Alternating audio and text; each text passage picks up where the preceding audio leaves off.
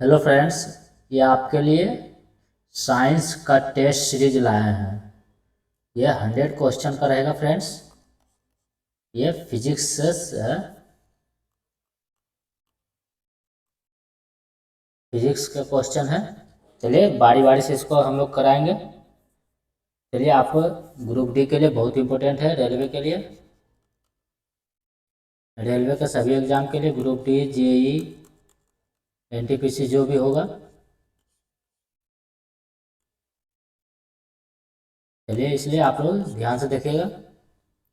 ये साइंस से friends, science का नहीं हो रहा था क्लास, तो आप लोग डिमांड कर रहे थे कि साइंस का कैसे हुआ, साइंस कैसे हुआ। चलिए, उसका हम लोग पूरे इंपॉर्टेंट क्वेश्चन का संग्रह है। सभी इंपॉर्टेंट क्वेश्चन है फ्रेंड्स, सभी वीवीआई है। आइए, अगर चैनल को सब्सक्राइब नहीं किया सब्सक्राइब कर लीजिएगा फ्रेंड्स, और लाइक कर दीजिएगा वीडियो को। आप लोग को बहुत मज़ा आने वाला है। चलिए, क्वेश्चन नंबर 1 से शुरू करते हैं। जब एक कार की गति दोगुनी कर दी जाती है, तब उसको उतनी ही दूरी में रोकने के लिए ब्रेक बल कितना होगा? तो उसको ब्रेक बल कितना हो जाएगा? चौगुना हो जाएगा। क्या हो जाएगा? चौगुना हो जाएगा। फिर जब गति में चलता है तो गति ऊर्जा क्या होता है? हाफ एम वी स्क्वायर हो जाता है। तो गति दुगुना कर देगा तो फिर ये 4 गुना हो जाएगा, तो इसीलिए चौगुना लगेगा इसको। दूसरा, पानी की सतह पर हल्के रखी गई एक लोहे की सुई पर उस पर क्यों तैरती रहती है? सभी इंपॉर्टेंट क्वेश्चन का संग्रह है फ्रेंड्स, इसलिए आप इसमें कोई मिस मत कीजिएगा। सभी बहुत बार पूछे गए सवाल है। पानी की सतह पर हल्के रखी गई एक लोहे की सुई उस पर तैरती क्यों है? उस पर इसलिए तैरती है कि उसके पृष्ठीय तनाव के कारण तैरती है। किस लिए? पृष्ठीय तनाव के कारण उस पर तैरती है। चलिए आगे चलते हैं।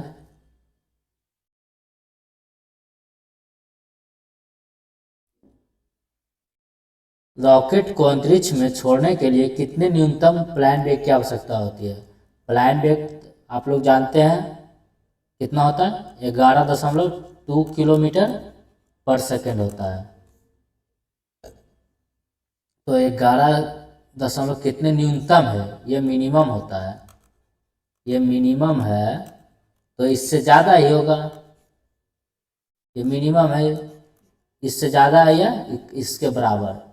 तो ये इससे ज़्यादा, तो 11 तो हो नहीं सकता। क्या होगा? 15 किलोमीटर पर सेकेंड। इसलिए 11.2 किलोमीटर से ज़्यादा हम लोग लेंगे।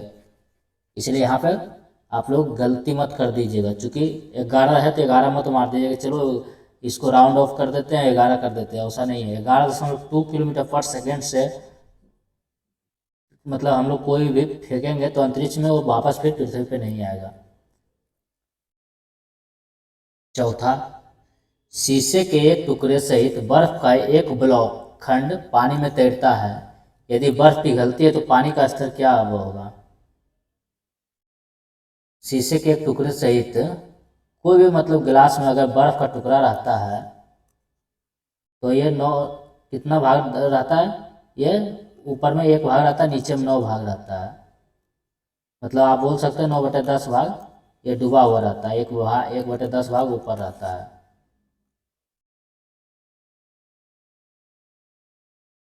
तो क्या हो जाएगा इसका राइट? पानी का स्तर क्या होगा? पानी का स्तर में कोई चेंज नहीं होगा। क्या होगा? उतना ही रहता है। पानी के किसी द्रव्यमान को 0 डिग्री सेंटीग्रेड से 10 डिग्री सेंटीग्रेड या सेल्सियस तक गर्म करने से उसके आयतन में क्या प्रभाव होता है? इसके आयतन में पहले घटता है उसके बाद बढ़ता है। पहले क्या होता है? पहले घटता है उसके बाद फिर बढ़ता है। इसलिए पहले घटता है उसके बाद बढ़ता है 0 से 4 डिग्री सेल्सियस तक।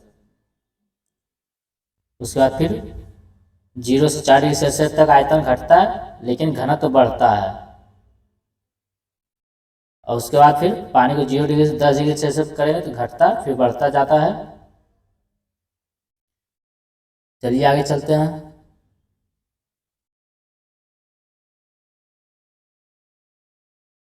जब बर्फ के दो घनों या क्यूब जिसको बोलते हैं, घन का इंग्लिश क्यूब होता है, को एक दूसरे के ऊपर दबाया जाता है, जिसे एक घन को दूसरे घन मतलब बर्फ के क्यूब को दबाया जाता है, तो वे मिलकर एक हो जाने का कारण क्या है?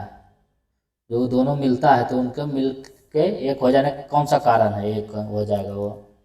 ये सहसंयोजक आकर्षण बल, दोनों मिलकर एक हो जाएगा, कोहेसिव फोर्स जिसको बोलते हैं इंग्लिश में। चलिए आगे चलते हैं।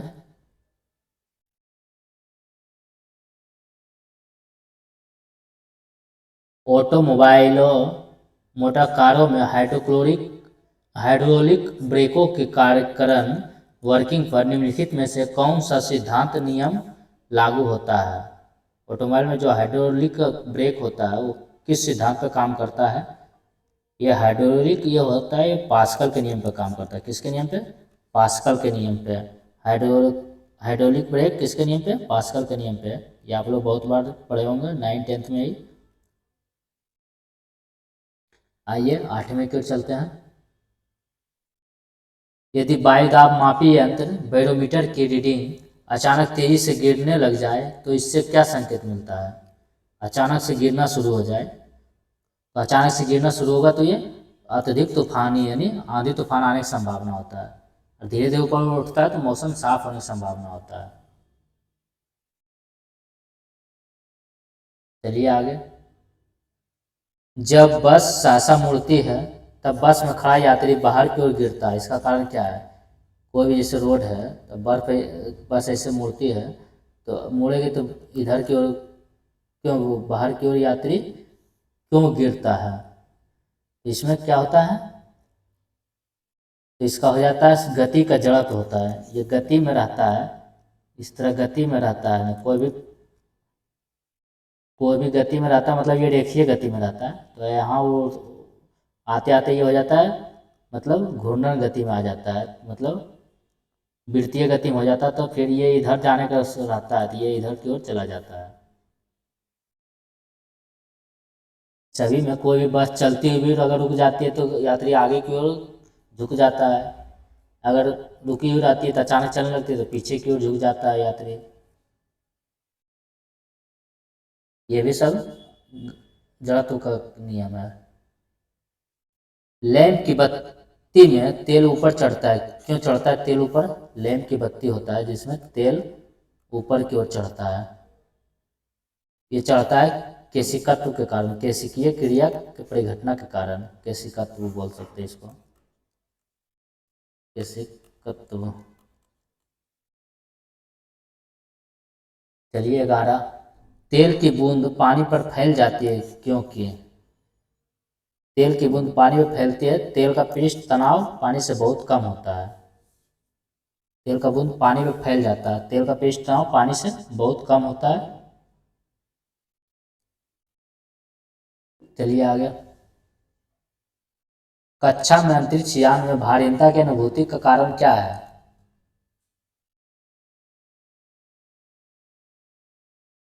ये कितना था? 11 था फ्रेंड्स, ये 12। कक्षा में अंतरिक्ष यान में भारीनता की अनुभूति का कारण है ये कक्षा में त्वरण बाहरी गुरुत्वाकर्षण के कारण त्वरण के बराबर होता है।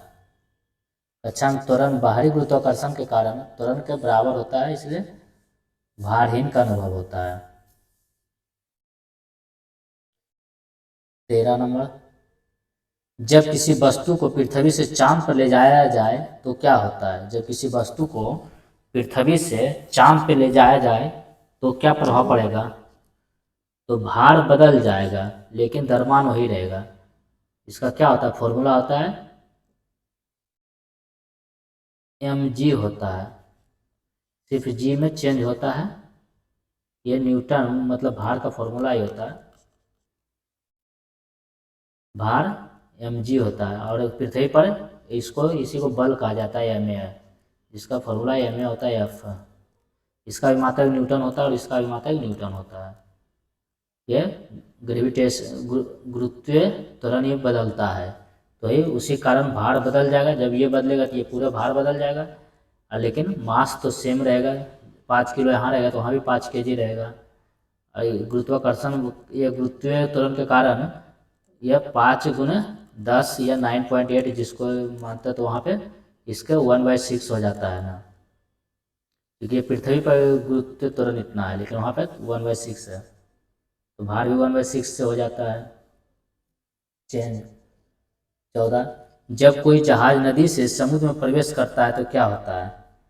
जब कोई जहाज वो खारा होता है, तो खारा तो मतलब डेंसिटी कम जाता है, तो वो थोड़ा ऊपर उठ जाता है, क्या हो जाएगा?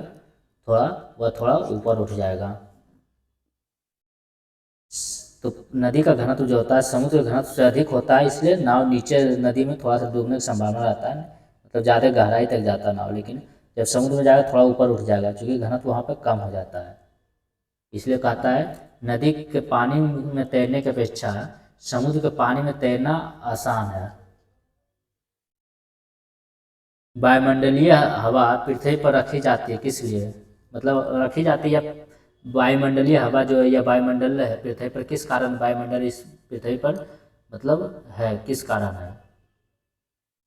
इसका एक ही कारण है, गुरुत्व द्वारा, गुरुत्वाकर्षण द्वारा खींचा हुआ है, गुरुत्व द्वारा इसको पृथ्वी अंदर की ओर खींचे हुए हैं, इसलिए इसमें गुरुत्व द्वारा, गुरुत्व यही एक नियम है, गुरुत्व के कारण यहाँ पर पकड़ा हुआ है हवा को, वायुमंडल को। चलिए आगे।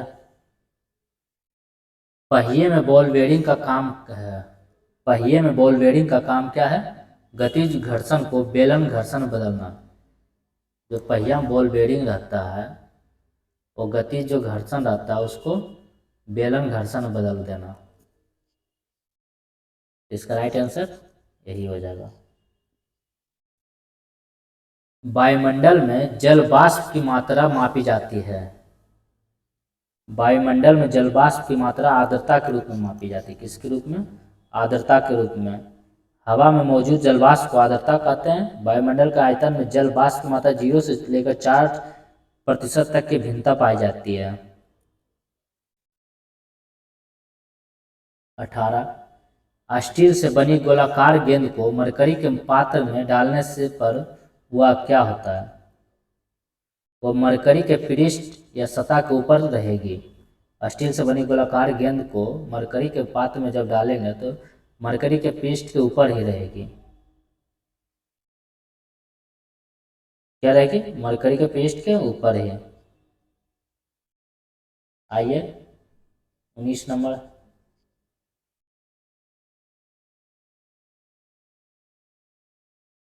19 नंबर में क्या कहा है? पानी का पृष्ठ तनाव अपमार्जक मिलाने पर क्या होता है? क्या परिवर्तन होता है? पानी का पृष्ठ तनाव में अपमार्जक अगर मिलाएंगे, डिटर्जेंट मिलाएंगे, तो क्या प्रभाव पड़ेगा? उसका पृष्ठीय तनाव घट जाता है। क्या होता है? पृष्ठीय तनाव घट जाता है। ये सब बहुत इंपॉर्टेंट है। कठोर जल में झाग नहीं देता है, यही सब पृष्ठीय तनाव ज़्यादा होता है उसमें। जब वाष्प दाब वायुमंडलीय दाब के बराबर हो जाता है तो दर पर क्या प्रभाव पड़ता है? दर पर प्रभाव क्या पड़ता है? दर उबलने लगता है। जब वाष्प दाब वायुमंडलीय दाब के बराबर हो जाएगा तो वो दर उबलने लग जाता है। चलिए आगे 21 नंबर। दूध को मथने से क्रीम के अलग हो जाने का कारण क्या है?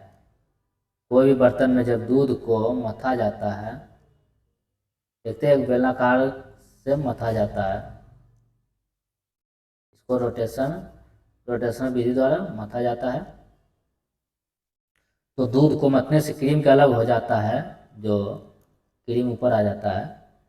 तो किसके कारण ये होता है? ये होता है अपकेंद्री बल के कारण। किसके कारण? अपकेंद्री बल के कारण, सेंट्रीफ्यूगल फोर्स। इसको क्या कहते हैं इंग्लिश में? Centrifugal force. सेंट्रीफ्यूगल फोर्स, अपकेंद्री बल, जो बाहर की ओर लगता है, जो केंद्र से बाहर की ओर लगता है बल। अभिकेंद्री बल या सेंट्रीपिटल फोर्स किसको कहता है? जो केंद्र की ओर लगता है।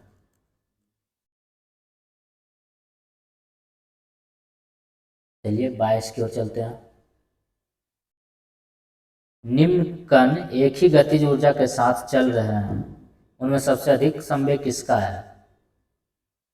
सबसे अधिक संवेग, तो सबसे अधिक संवेग अल्फा कण का है। मतलब इसका अल्फा कण का संवेग ज़्यादा है, मतलब इसका वेलोसिटी ज़्यादा होगा,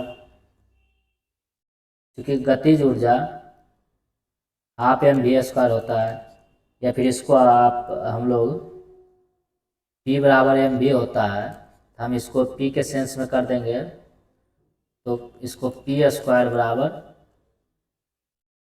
एम स्क्वायर वी स्क्वायर, तो वी स्क्वायर के जगह पे हम हाफ एम वी स्क्वायर की जगह पे क्या कर सकते हैं? P square by M square, half P square by M कर सकते हैं, या फिर इसको मास और संवेग में चेंज कर दिया, आप वेलोसिटी भी कर सकते हैं, या मास को एलिमिनेट करके आप यहाँ वेलोसिटी ला सकते हैं। चलिए आगे चलते हैं। अल्फा कण का संवेग अधिक होगा। सोडा लाइम की एक बोतल को गर्दन से पकड़ा गया है और ऊर्ध्वाधर वृत्त में तेजी से घुमाया गया है। बोतल के किस भाग के निकट बुलबुले एकत्र होंगे? तो ये होगा गर्दन के निकट। किसके निकट? गर्दन के निकट। चलते आगे 24 नंबर। जब हम भूमध्य रेखा से उत्तर ध्रुव की ओर जाते हैं तो जी का मान क्या होता है? गुरुत्वाकर्षण त्वरण कैसा हो जाता है? जब हम भूमध्य रेखा से उत्तर ध्रुव की ओर जाते हैं तो जी कैसा हो जाता है? ये हो जाता, जी का मान बढ़ता है। जब हम भूमध्य रेखा से उत्तर ध्रुव की ओर जाते हैं, से पृथ्वी है तो ये भूमध्य रेखा है, या तो ये नॉर्थ पोल है या साउथ पोल है। इधर जाइए या इधर जाइए तो क्या होगा? गुरुत्वाकर्षण बल बढ़ेगा। यहाँ पे मिनिमम होता है और यहाँ पे मैक्सिमम होता है, और केंद्र पे इसके अंदर में केंद्र पे इसका मान 0 होता है। रेल की पटरियाँ अपने बकरों पर किस कारण से बैंक की गई होती है? बैंक मतलब अपने बकरों पर किस कारण से बैंक, या बैंक मतलब मुड़ी हुई, किस कारण से? यह रेलगाड़ी के बाहर के क्षैतिज घटक से आवश्यक अभिकेंद्री बल प्राप्त करने के लिए। बैंक मतलब देखते हो कभी उठा हुआ पड़ती है, जब जहाँ मुड़ता है वहाँ से थोड़ा ये किनारा थोड़ा धंसा हुआ रहता है, ये किनारा थोड़ा उठा हुआ रहता है, ताकि आराम से इसको मुड़ जाए और अभिकेंद्री बल प्राप्त हो जाए जो बाहर की ओर लगता है। यदि हम किसी पात्र के तल पर द्रव के दाब की गणना करना चाहे तो उसे निर्धारित करने के लिए कौन सी मात्रा अपेक्षित नहीं है?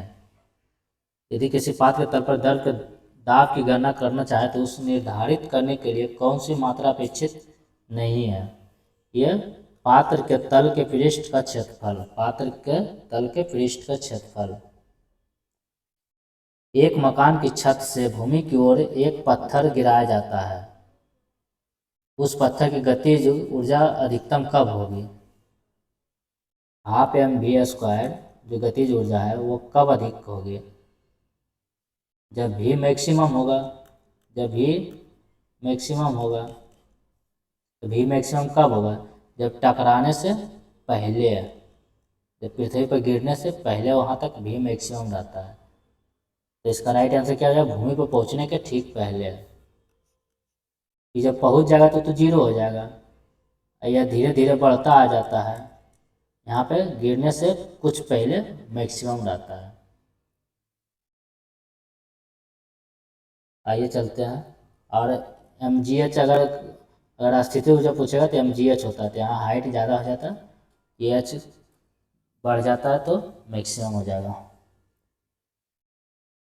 क्योंकि वो एच पे डिपेंड करता है दूरी पे, या वो हाइट बोल सकते हो ऊंचाई पे। पानी की बूंदों का तैलीय पृष्ठ पर नो चिपकने का कारण अभी हम ऊपर देखे थे। नो चिपकने का कारण क्या है? पृष्ठ तनाव। पृष्ठ तनाव के कारण नहीं चिपकता है। 1 माइक्रोन किसके बराबर होता है? 1 माइक्रोन किसके बराबर होता है? ये होता है 10⁻⁻6 मीटर। अब आप मीटर को मिलीमीटर में बदल दीजिए, तो इसका राइट आंसर क्या हो जाएगा? इसका राइट आंसर हो जाएगा 0.001 मिलीमीटर। इसको हम मीटर को मिलीमीटर में बदलेंगे। 10 मिलीमीटर बराबर 1 सेंटीमीटर होता है। 10 सेंटीमीटर बराबर 1 डेसीमीटर होता है। 10 डेसीमीटर बराबर 1 मीटर होता है। बदलिए, देखिए यहाँ 10 पे पावर 3 आता है ना, तो ये 10⁻⁻6 गुने 10 पे पावर 3 से गुना होगा, क्योंकि हम मिलीमीटर को मीटर में बदलेंगे। 1 मिलीमीटर बराबर कितना हो जाएगा? 10 पे पावर 3। 1 मिलीमीटर बराबर 10 पे पावर 3 मिलीमीटर हो जाएगा। तो ये करेंगे गुना करेंगे कितना आएगा? 10 पे पावर -3। तो इसको करेंगे तो 1/10 इस तरह लिखेंगे, तो इसको चेंज करेंगे कितना आएगा? 0.001 मिलीमीटर। निम्नलिखित में से कौन सा बल क्षयकारी बल है? कौन सा बल क्षयकारी बल है? यह घर्षण बल क्षयकारी बल है। चूंकि घर्षण होते होते इससे नुकसान होता है ना, कोई भी चीज़ घिसता जाएगा उससे नुकसान हो जाएगा, ये क्षय होगा, इसलिए क्षयकारी बल इसमें आएगा। चूंकि चुंबकीय बल, स्थिर वैद्युत बल, गुरुत्व बल में इस समय कोई चीज़ क्षय नहीं होता, कोई चीज़ का नुकसान नहीं होता। घसने से तो कोई भी चीज़ नुकसान होता है ना। एक से स्थूलता के दो पिंडों को एक ही समय पर समान गति से एक मीनार की चोटी से फेंका जाता है। एक पिंड ऊर्ध्व रूप से नीचे फेंका गया, दूसरा पिंड बाई समतल फेंका गया, तो क्या होगा? कुछ भी किया जाए, दोनों जमीन पर एक सी गति ऊर्जा सहित पहुंचते हैं। एक सी गति ऊर्जा सहित दोनों पहुंचेंगे जमीन पर। इसका राइट आंसर यही हो जाएगा। निम्नलिखित में से कौन भार की इकाई नहीं है? भार की इकाई इसमें से कौन सा नहीं है, उसके बारे में पूछा गया है। तो भार की इकाई ये भार की इकाई पाउंड, ग्राम और किलोग्राम में मापते हैं, जबकि डाइन बल का मात्रक है। ये डाइन नहीं होगा। आइए चलते हैं आगे। 1 न्यूटन बराबर 10⁵ डाइन होता है।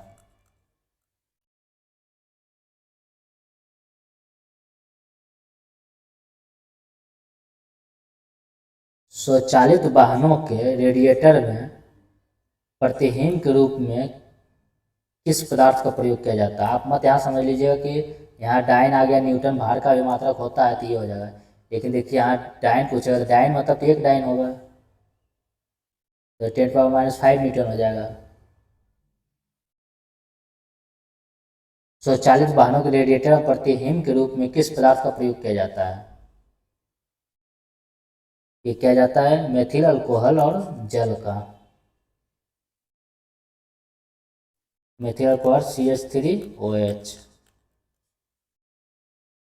या मेथनॉल बोल सकते हैं। बीमा MlT2 किसके अनुरूप है? MlT2 ये है Ml, यहाँ पे Ml/T−2 होगा। Ml/T−2 बल का क्या होता है? F बराबर ma होता है। m का क्या होता है? kg मतलब m। इसको त्वरण का क्या होता है? V/T। तो v का क्या होता है? ये v में ये चाल है, चाल और दूरी बटे समय होता है। तो ये दूरी का क्या L लिख सकते हैं। T 2 को नीचे आ जाएगा, क्योंकि इसको दूरी बटे टाइम गुना टाइम कर देंगे तो ये T−1 हो जाएगा। T−2 चला जाएगा, ऊपर चला जाएगा, तो Ml/T−2 ये बल का, यहाँ पे Ml/T−2 है। एक बांध की दीवार सबसे ऊपरी भाग की अपेक्षा सबसे निचले भाग पर अधिक मोटी बनाई जाती है। क्योंकि दीवार पर पानी द्वारा लगाया गया दाब सबसे ऊपरी भाग की अपेक्षा नीचे के भाग ज़्यादा मोटाई में बनाया जाता है।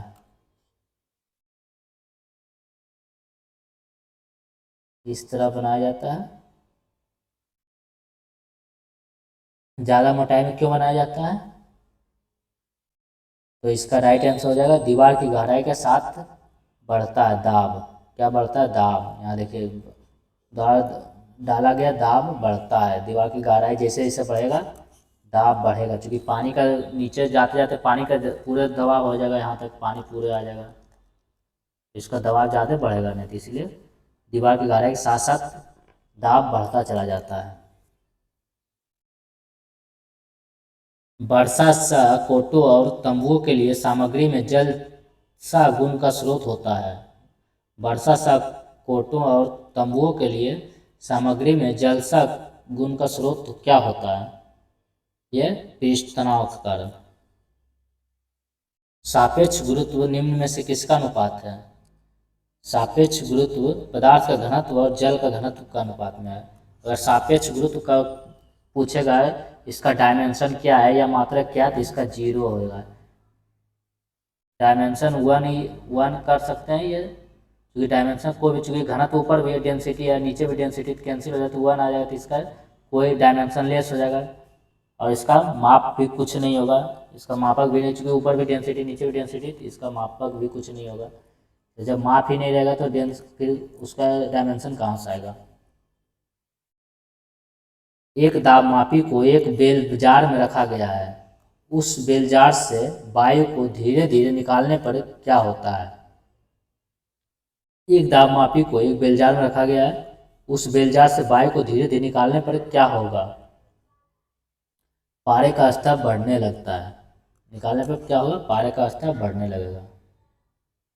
आइए 39 की ओर चलते हैं।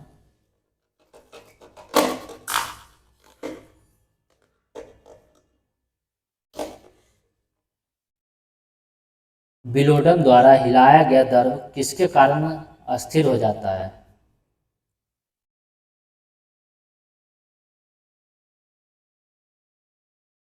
बताइए, विलोडन द्वारा हिलाया गया द्रव किसके कारण अस्थिर हो जाता है? यह श्यानता के कारण। किसके कारण? श्यानता के कारण। जब किसी पिंड को दर में डुबाया जाता है तो उस पर कौन सा बल कार्यरत हो जाता है? जब किसी पिंड को दर में डुबाएंगे तो उस पर कौन सा बल काम करना शुरू कर देगा? ये उत्क्षेप बल भी और भार दोनों। चलिए आगे चलते हैं। उत्क्षेप बल, उत्प्लावक बल जो 41। जब वस्तु का द्रव्यमान भौतिक तुला से मापने पर एक स्थिर लिफ्ट में m पाया गया, यदि वही लिफ्ट एक के त्वरण से ऊपर जाने लगे तो उस वस्तु के द्रव्यमान का माप कितना होगा? जब ऊपर की ओर जाने लगे तो कितना होगा? ये 0 हो जाएगा। जब एक वस्तु का द्रव्यमान भौतिक तुला से मापने पर एक स्थिर लिफ्ट में m पाया गया, यदि वही लिफ्ट एक के त्वरण से ऊपर जाने लगे तो उस वस्तु के द्रव्यमान का माप कितना होगा? तो 0 हो जाएगा। क्योंकि द्रव्यमान पे इसमें कोई फर्क नहीं पड़ता, लिफ्ट में त्वरण होने से इस द्रव्यमान पर कोई फर्क नहीं पड़ता है।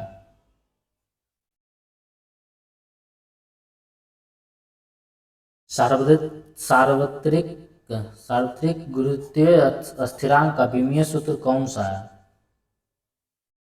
गुरुत्वीय स्थिरांक जो है पढ़े होंगे ना, F/G m1 m2 बटे r1 r2, या फिर आप बड़ी m पढ़े होंगे और एक छोटी m, एक r और एक छोटी r, जो भी हो m का 2 m रहता है, एक बड़ी वस्तु के लिए, एक छोटे वस्तु के लिए, या फिर एक वस्तु के एक दूसरे वस्तु के लिए, या कभी कभी r² भी रहता है यहाँ पे, या दोनों त्रिज्या सेम रहता है। तो सार्वत्रिक गुरुत्वीय स्थिरांक, तो इसका पूछ रहा है विमीय सूत्र क्या होगा। तो यहाँ तो न्यूटन है, यहाँ 2m है, तो इसको क्या होता है? इसका तो अभी हम पढ़े थे mL/T⁻², और ऊपर ये चला आएगा 2l², नीचे चला आएगा 2m², तो क्या हो जाएगा? m inverse L3 T inverse 2, क्या कहाँ देखिए M inverse L3 T inverse 2, यही राइट आंसर हो जाएगा। चलिए आगे चलते हैं। पदार्थ की तरंगे किस प्रकार की होती है? पदार्थ की तरंगे द्विब्रोगली तरंगे होती है, डी या डी बोल सकते हैं, यहाँ कभी डी भी रहता है, द्विब्रोगली तरंगे। चलते हैं आगे। डी ब्रोगली सिद्धांत के अनुसार तरंग दैर्ध्य एक कण की गति का व्युत्क्रमानुपाती होता है। ग्रागति का केपलर नियम बताता है कि कालावधि के वर्ग के बराबर है, कालावधि के वर्ग के बराबर है ये अर्ध दीर्घ अक्ष के घन, क्या अर्ध दीर्घ अक्ष के घन। 45 वृत्ताकार पथ के चारों ओर पिंड की गति किसका उदाहरण है? वृत्ताकार पथ के चारों ओर पिंड की गति समान वेग और परिवर्तित त्वरण के बराबर है। इसका उदाहरण समान वेग और परिवर्तित त्वरण, समान वेग और त्वरण परिवर्तन हो रहा है। चलिए आगे चलते हैं। इसका ये क्या होता है? ये अभिकेंद्री बल का फॉर्मूला ही होता है। अभिकेंद्री बल जो रहता है, अभिकेंद्री त्वरण का फॉर्मूला होता है v²/r।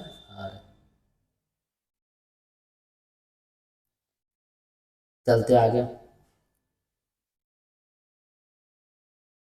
किसी पिंड का वजन किसके केंद्र से प्रतिक्रिया करता है?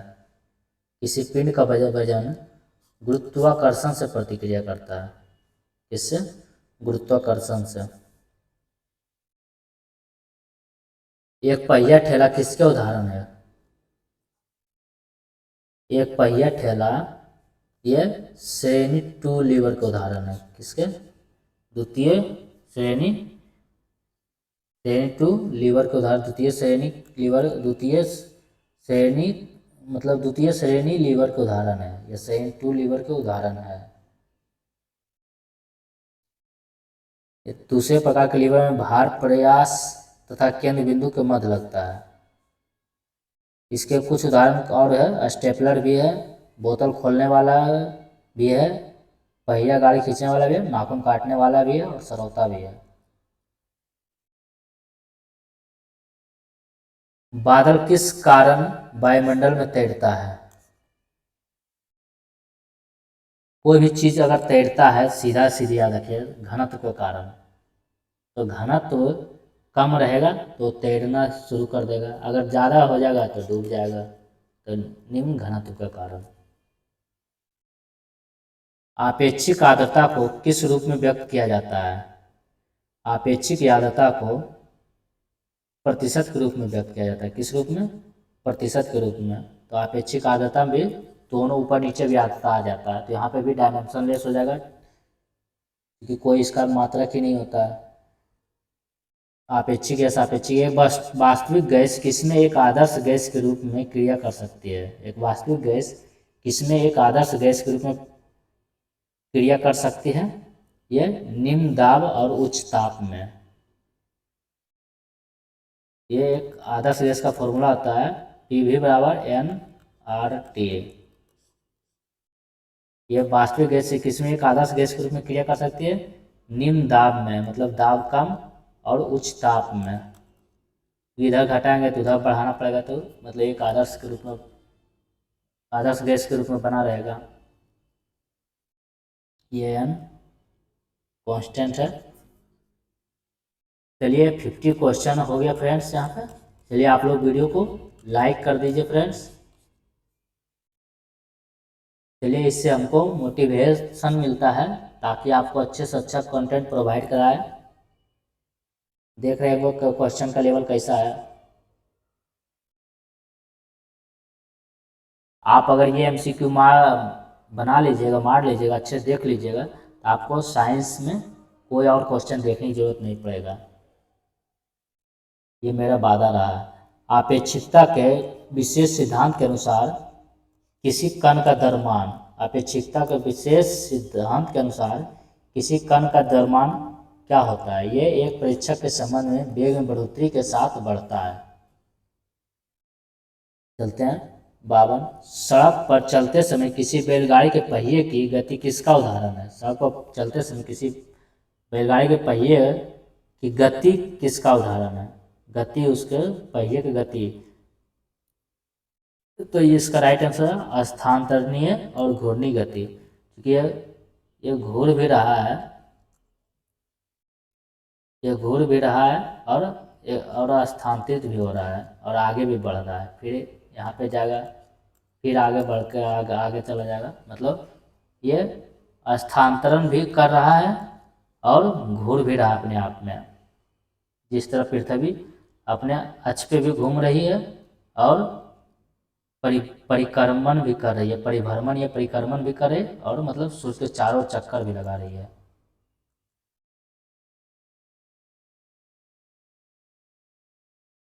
आप इसमें भी बोल सकते हैं पृथ्वी भी एक स्थानांतरणीय और घूर्णीय गति का उदाहरण है।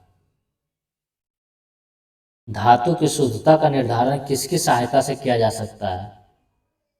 धातु की शुद्धता का निर्धारण आर्किमिडीज का सिद्धांत, जो इडोका मिल गया, जिसको स्वर्ण को मापना था, कितना ओरिजिनल है और कितना नकली है, मिलावट है। चलिए आगे चलते हैं। यदि पदार्थ के द्रव्यमान और वेग दोनों को उनके परिमाण से दुगना कर दिया जाए तो गतिज ऊर्जा क्या होगी? गतिज ऊर्जा फॉर्मूला अभी हम देखे थे क्या, हाफ एम वी स्क्वायर।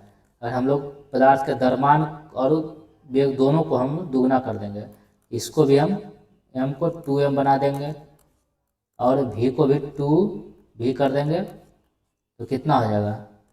ये हो जाएगा हाफ एम वी स्क्वायर, और ये कितना से गुना हो जाएगा? 2 यहाँ पे और यहाँ 2 दूना 4 दूना 8, मतलब 8 गुना हो जाएगा। कितना हो जाएगा? 8 गुना हो जाएगा, क्योंकि ये तो फिर यही गतिज ऊर्जा जो था यही मेन था, वही बराबर आ जाएगा। तो ये कितना? 8 गुना हो गया, 8 गुना ज़्यादा हो गया। चलिए आगे। यदि पदार्थ के द्रव्यमान और वेग दोनों को उनके परिमाण से दुगना कर दिया जाए तो गतिज ऊर्जा कितनी हो जाएगी? गतिज ऊर्जा, क्योंकि वेग को भी दुगना किया तो 2 दूना 4, इसको भी, और द्रव्यमान को भी दुगना किया तो 2 दूना 4 दूना 8 गुना हो गया ना, तो गतिज ऊर्जा 8 गुनी हो जाएगी।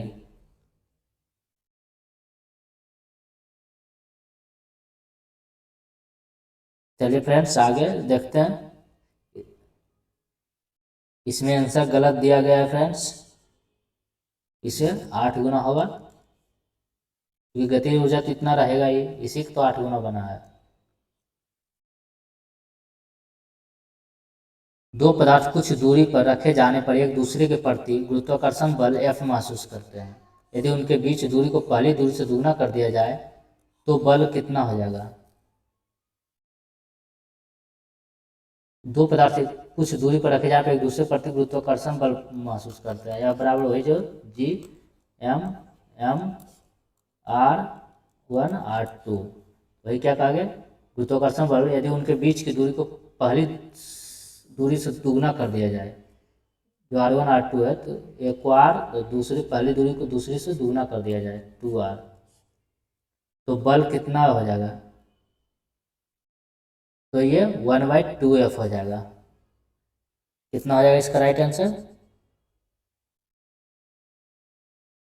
यदि उनके बीच की दूरी को पहली दूरी से दुगना कर दिया जाए, बीच की दूरी, ये बीच की दूरी ये इसका R1 स्क्वायर हो जाता है, यहाँ पे देखिए R1 का स्क्वायर होगा, क्योंकि दो पदार्थ को दूरी पर रखे जाने पर एक दूसरे प्रति गुरुत्वाकर्षण बल महसूस करते हैं। दो पदार्थ है तो m1 m2, या फिर इसको हम लोग जब दो पदार्थ रहता है तो इस तरह भी इसको लिखते हैं।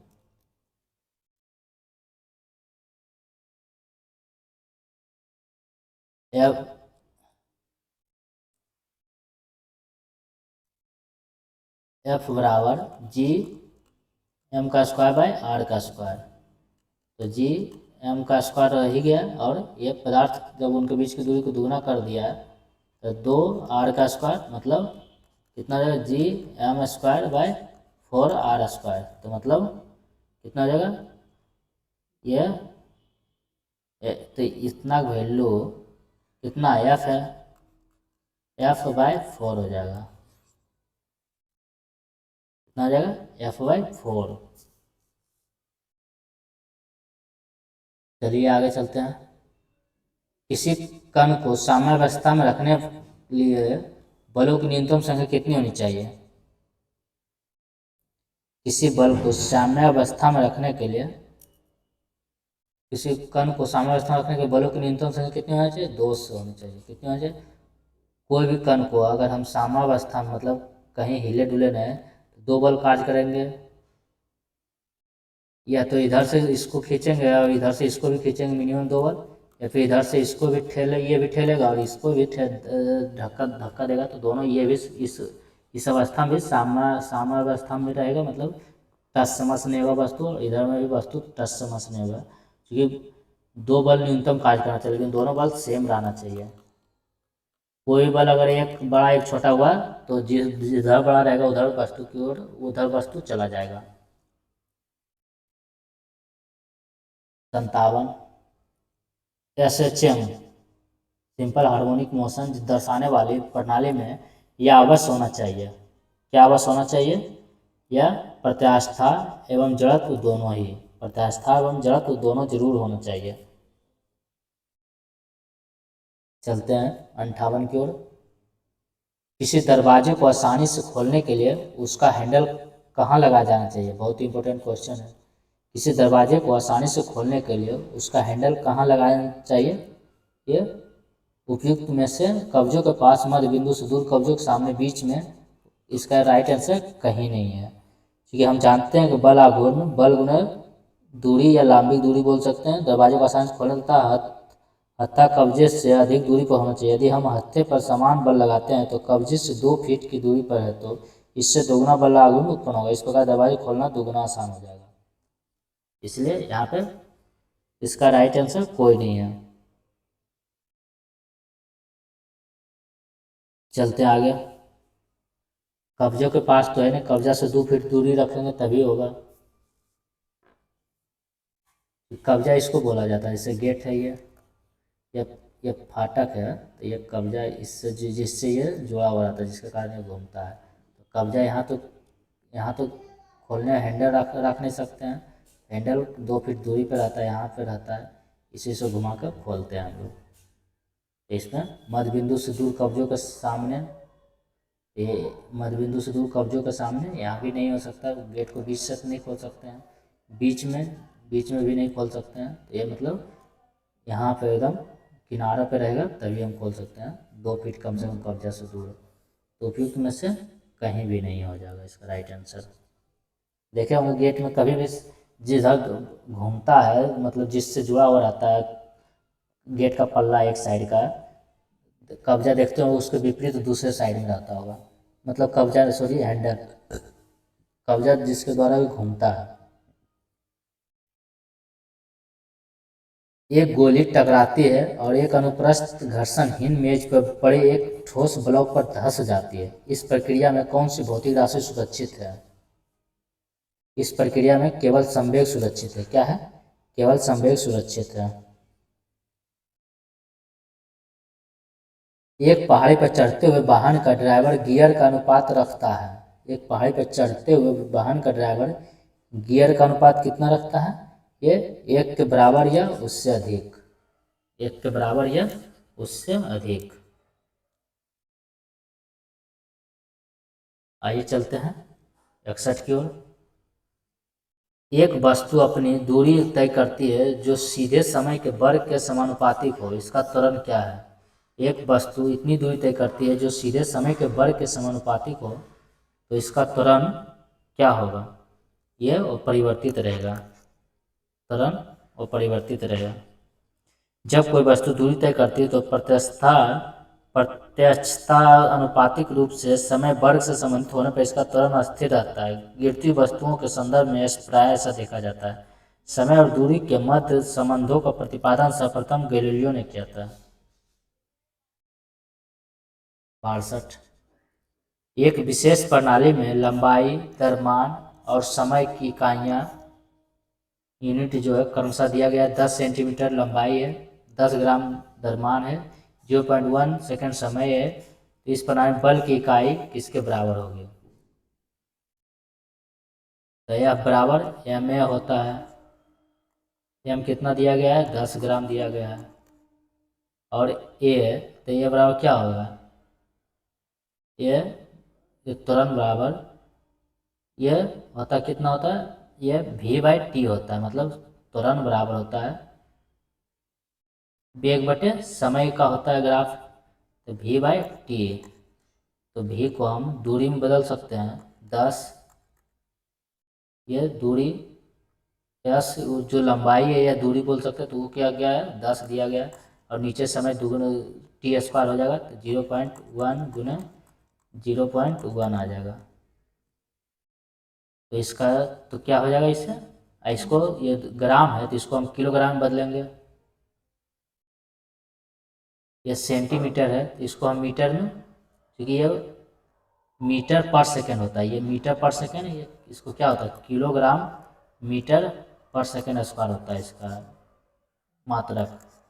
मीटर पर सेकेंड तो ये तो सेंटीमीटर में है, इधर सेकेंड है, तो इसको हम लोग मीटर में बदलेंगे। तो ये 10 सेंटीमीटर था, मीटर में बदलने के लिए क्या करेंगे, हम इसको 100 से गुना कर डिवाइड मारेंगे।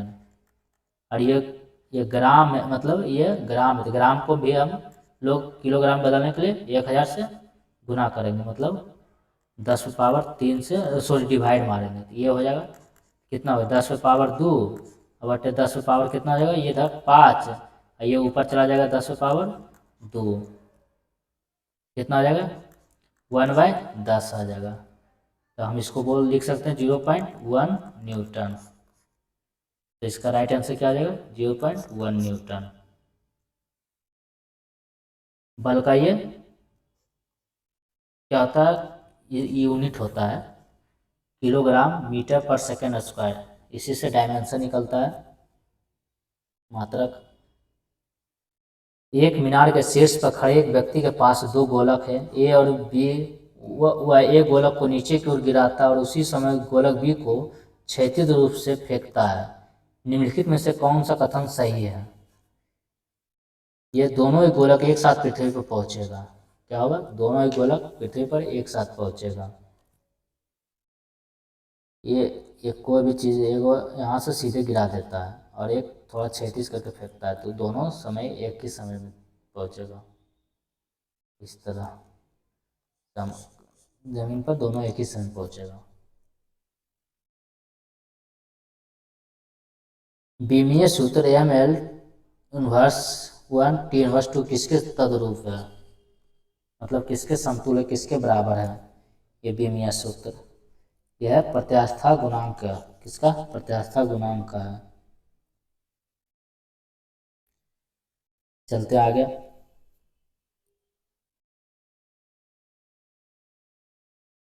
एक माइक्रोन किसके बराबर होता है, एक माइक्रोन अभी हम ऊपर बताए थे 10⁻⁻6 मीटर, ये कितना है, 10⁻⁻6 मीटर है। 1 नैनोमीटर कितना बड़ा होता है, 1 नैनोमीटर 10⁻⁻9 मीटर। 10⁻⁻9 मीटर यहाँ पे कोई ऑप्शन में नहीं है, तो इसको हम सेंटीमीटर में अगर बदलेंगे तो 10⁻⁹ गुने मीटर को सेंटीमीटर में बदलेंगे तो 100 से गुना करेंगे, कितना आ जाएगा 10⁻⁷ सेंटीमीटर। मिलीमीटर में बदलिएगा तो बढ़ जाएगा। यही कंफ्यूज करता है बच्चों को। किसी कण को साम्यावस्था में रखने के लिए बलों की न्यूनतम संख्या, अभी हम ऊपर देखे थे 2। एक समान संहति वाली एक धातु गेंद और एक रबड़ की गेंद दोनों एक ही वेग से समान रूप से एक भित्ति पर प्रहार करती है। रबड़ की गेंद तो प्रतिक्षिप्त होती है और धातु की गेंद प्रतिक्षिप्त नहीं होती है। इससे क्या निष्कर्ष निकाला जा सकता है, यही कि रबड़ की गेंद संवेग में अधिक परिवर्तन सहती है। रबड़ की गेंद संवेग में अधिक परिवर्तन सहती है। निम्नलिखित में से क्या सोपानी परिमाण है, सोपानी परिमाण अस्थिर वैद्युत विभव है। निम्नलिखित में से क्या वेक्टर परिमाण है, मतलब वेक्टर राशि कौन सा है, सदिश राशि पूछा गया। वेक्टर में सदिश राशि कौन सा है। सदिश बहुत आता है रेलवे में फ्रेंड्स। ये बल आघूर्ण सदिश राशि है। विस्थापन भी सदिश है, वेग भी सदिश है, गति सदिश नहीं है। निम्नलिखित क्या वेक्टर परिमाण है? इसमें उल्टा पूछ दिया है, ये अदिश राशि के बारे में पूछना चाहिए।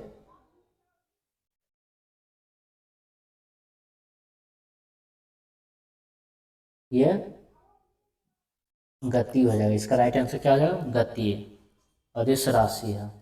गति एक अदिश राशि है। वेक्टर और एक स्केलर होता है।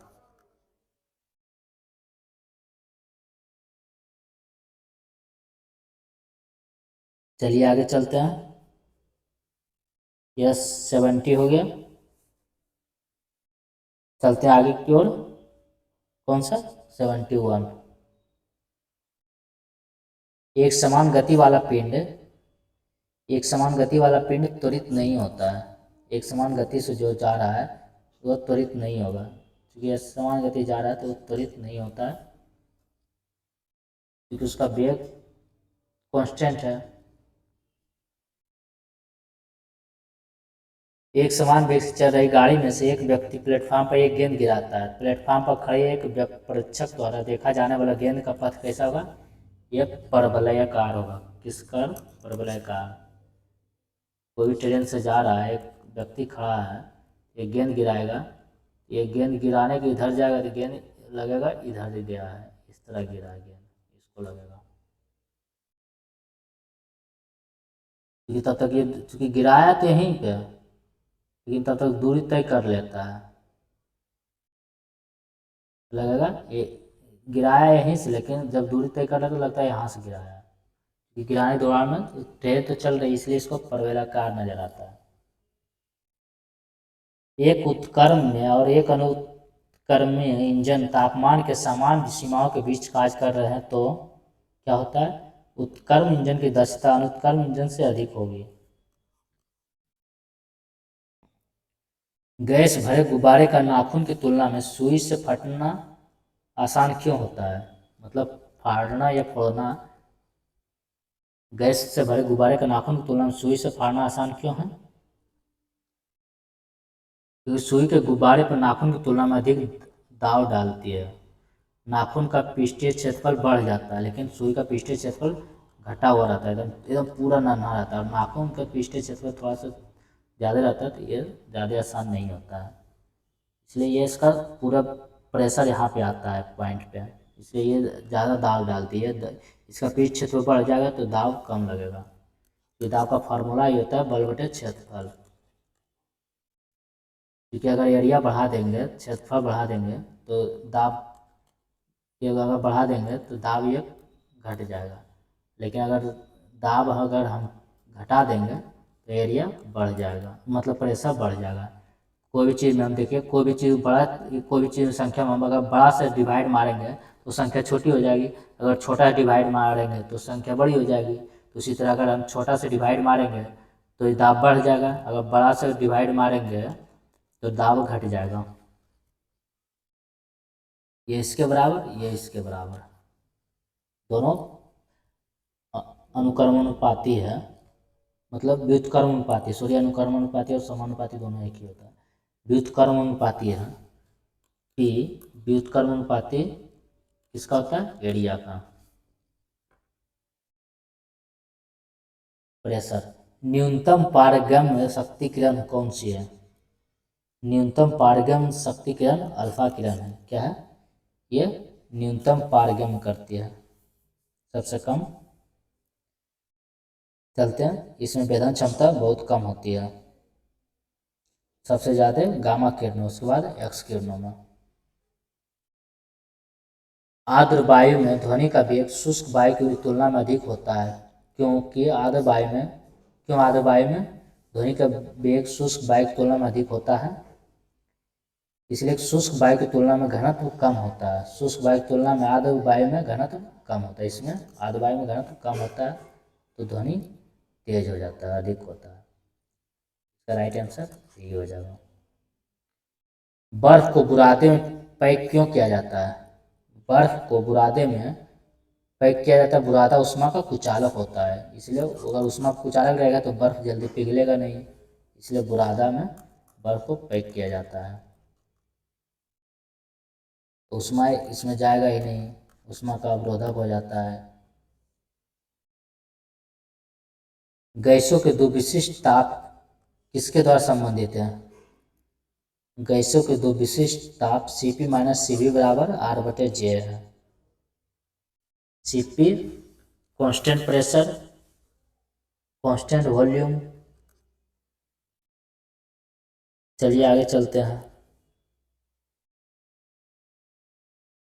बारिश के दिनों में ध्वनि अधिक दूरी से भी क्यों सुनाई देती है? बारिश के दिनों में ध्वनि अधिक दूरी से सुनाई देती है। ध्वनि आर्द्र वायु में अधिक तेज गति से यात्रा करती है, क्योंकि बारिश का मौसम रहता है तब वातावरण वायुमंडल आर्द्रता ज़्यादा रहता है, नमी ज़्यादा रहता है, इसलिए अभी ऊपर देखे हैं शुष्क वायु और आर्द्र वायु ज़्यादा होता है, आर्द्र वायु में ध्वनि ज़्यादा होता है, इसलिए तेज गति से यात्रा करेगी, अधिक सुनाई देगी अधिक दूरी तक। बकरों पर रेलवे ट्रैक के किनारे बंधे हुए क्यों होते हैं? बकरों पर रेलवे ट्रैक के किनारे बंधे हुए क्यों होते हैं? अभी हम लोग ऊपर देखे थे, जिसमें ट्रैक के कारण समान प्रतिक्रिया के क्षैतिज घटक से आवश्यक केंद्रीय अपसारी बल प्राप्त किया जा सके। केंद्र अपसारी बल। चलिए आगे चलते हैं। जब हम पंखे के नज़दीक बैठते हैं तो ठंडक महसूस क्यों करते हैं? हवा हमारे शरीर के पसीने को वाष्पित कर देती है, जो पसीना रहता है उसको हवा सोख लेता है, वाष्पित करता है, इसलिए हम लोग को ठंडा महसूस होने लगती है। निम्नलिखित में से क्या अविम राशि है? मतलब जिसकी कोई बीमा नहीं है। यह प्रभेद है, एक अविम राशि है, इसकी कोई बीमा नहीं है।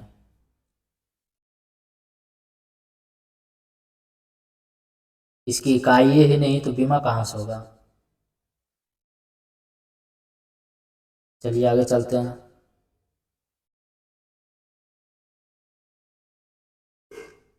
निम्नलिखित में से क्या रैखिक बल के संरक्षण के आधार पर कार्य करता है?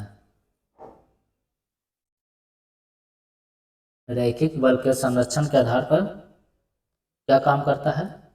ये रॉकेट रैखिक बल के संरक्षण सिद्धांत पर याद रखिएगा।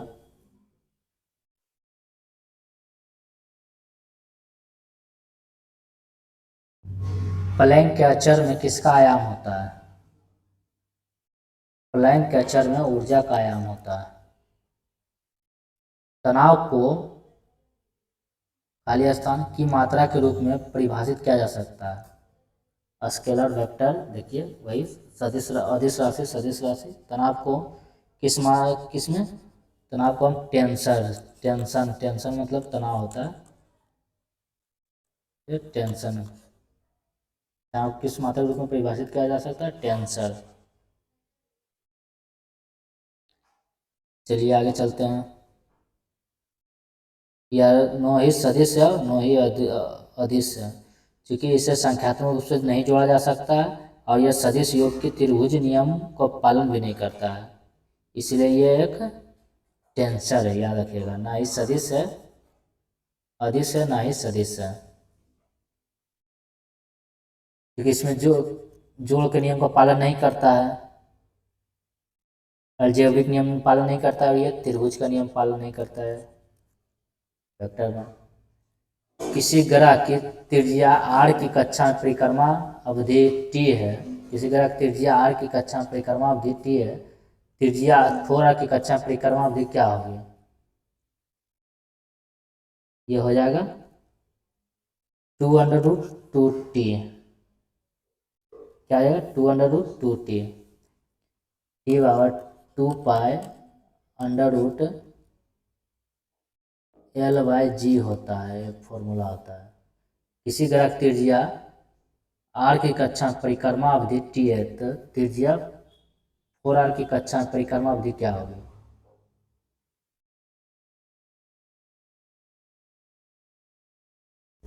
ये इसका राइट आंसर क्या हो जाएगा?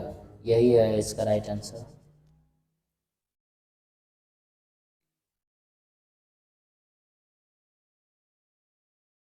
आर्क के रूप में भी कोई होता है, T/2 π√L/G, तो दोलन वाला हो जाएगा, तो आवर्तकाल हो गया।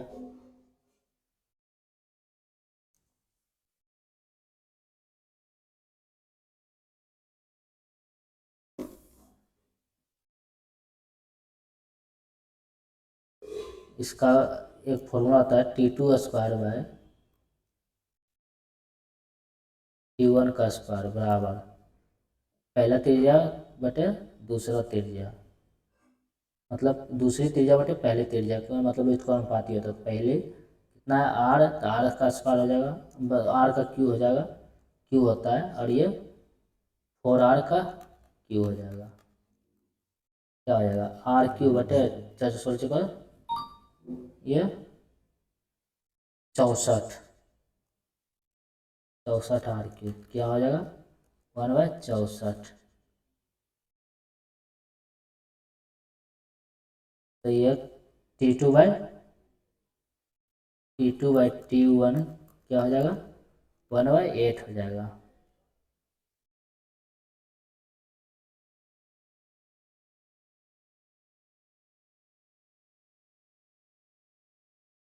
चलिए आगे चलते हैं।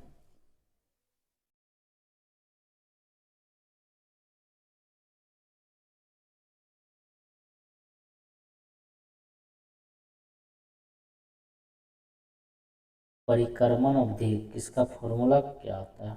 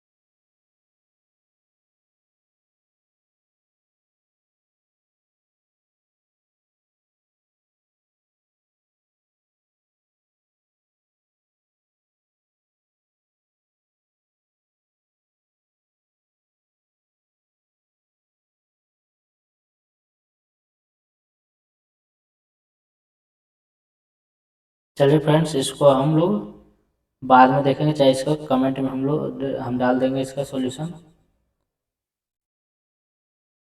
चलिए तब तक आगे देख लेते हैं। किसी पिंड का वजन पृथ्वी के केंद्र में कितना होता है। किसी पिंड का वजन पृथ्वी के केंद्र में, अभी ऊपर देखे थे बताया था, 0 होता है। ध्रुव पे मैक्सिमम, भूमध्य रेखा विषुवत रेखा पे मिनिमम। कांच की एक प्लेट पर पानी की बूंद फैलकर एक पतली परत बन जाती है, जबकि पारे की बूंद गोलाकार बनी रहती है, क्यों। क्यों बनी रहती है गोलाकार, ये कांच के साथ पारे की समरूपता इसकी अणुशक्ति से अधिक होती है। पारे के मतलब इसका गोलाकार है, मतलब पारा और कांच के बीच सहसंजक बल नहीं होता, मतलब मिनिमम होता है, कम होता है, लेकिन पारे पारे के साथ सहसंजक बल अधिक होता है, और यह असंजक बल अधिक हो जाता है पारे और कांच के बीच, इसलिए यह पारे गोलाकार बना लेता है और कांच के साथ नहीं सटता कांच में। तो यही इसका राइट आंसर हो जाएगा। उस प्रक्रिया का नाम बताएं जिसके द्वारा तरल से बुलबुलों का निर्माण होता है। तरल से बुलबुलों का उबाल। कपड़े धोने की मशीन किस सिद्धांत पर कार्य करती है। कपड़े धोने की मशीन अपकेंद्री बल, जिससे क्रीम निकाला जाता है। ऑटोमोबाइल की निम्नलिखित में से किस परिचालन स्थिति में एग्जॉस्ट गैस में जो कार्बन मोनोऑक्साइड का अंश अधिकतम होता है, ये होता है निष्क्रियण चालन में। रेलवे स्टेशन के प्लेटफॉर्म पर खड़ा व्यक्ति तेजी से आती हुई ट्रेन की ओर खिंचाव सा क्यों महसूस करता है। यह इसलिए कि उनके बीच तेजी से गतिमान वायु के कारण दाब में अंतर हो जाता है। जो वायु खींच लेता है, क्योंकि वायु जो इसका प्रेशर वायु से बना हुआ रहता है, तो तेजी से गाड़ी आता है तो वायु दाब को, वायु को खींचते हुए चला जाता है, तो ये भी इसी तरह खिंचाया हुआ चला जाता है वायु के साथ। जिस तरफ पृथ्वी घूमते रहती है तो उसी तरह उसके पीछे पीछे चंद्रमा घूमते रहती है। गर्म जल बैग में जल का उपयोग किया जाता है।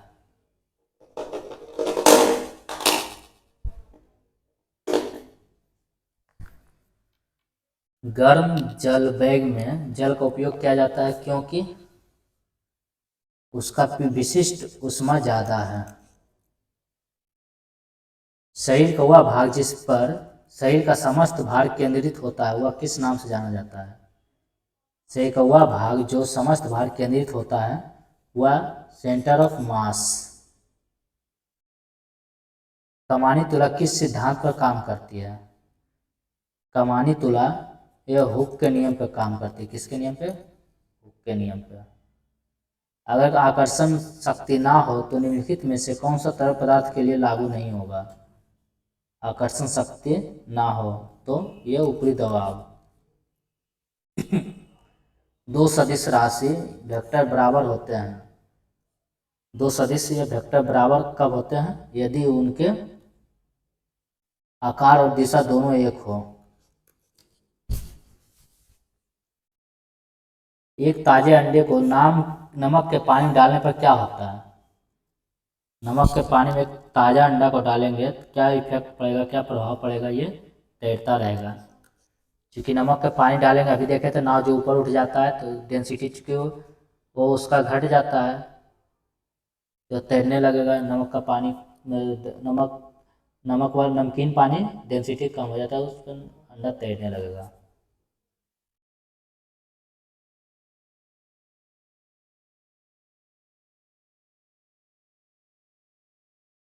सॉरी फ्रेंड, डेंसिटी उसका बढ़ जाता है तो अंडा का घट जाता है, इसलिए अंडा तैरने लगता है, याद रखिएगा। तो नमक का पानी का डेंसिटी बढ़ जाएगा, नमक वाला पानी जो रहेगा उसका डेंसिटी बढ़ जाता है।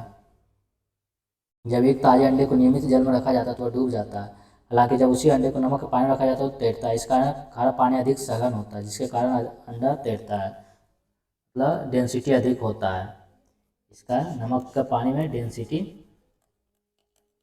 डेंसिटी जिसको घनत्व बोलते हैं अधिक हो जाता है, क्या अधिक हो जाता है, इसलिए वो अधिक हो जाता है तो फिर ये अंडा तैरने लगेगा। क्योंकि वो घनत्व अधिक हो जाएगा, कोई भी हल्का चीज़ ही तैरेगा ना, तो इसका हल्का रहेगा अंडा और ये नमक का पानी का डेंसिटी ये मैक्सिमम हो जाता है तो ये मिनिमम हो जाता है तो ये तैरने लगता है।